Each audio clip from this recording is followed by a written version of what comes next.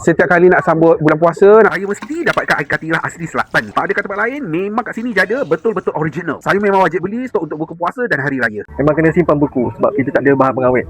Tahan berapa lama? Kalau beku lama, dalam 3 bulan tak ada masalah. Mana yang datang ni boleh beli air katirah, boleh beli suji Brunei, bagi je semua ada. Hijau dia memang satu patut daripada pati lah, bukannya pewarna. Dia tak ada pewarna, tak ada pengawet. Dia dalam satu botol ni, memang kita letakkan biji selasih, getah anggur, kembang semangkuk dengan kacang badam. Rasa dia yang special tu menyebabkan orang Singapura, orang Brunei, orang KL, orang JB semua turun beli. Memang real air katirah Johor. Masak sendiri menggunakan bahan-bahan yang premium. Ini bukan air katirah macam korang jumpa dekat pasar malam tu tau. Ini air katirah special, original selatan. Kuih suji Brunei ni tak ada kat tempat lain. Kalau dalam Malaysia ni payahlah nak jumpa. Atau korang kena pergi Brunei lah. Saya di mulut. Suji Brunei ni dia tak sama dengan macam suji kita kat sini. Dia lain sikit. Tekstur dia memang lebih soft, tapi dalam dia ada crunchy. Korang nak beli senang je. Nampak balai bom berengit, korang belok kanan, nampak jalan kampung Sungai Keluang Laut, korang terus je. Nanti nampak banner air katirah asli selatan.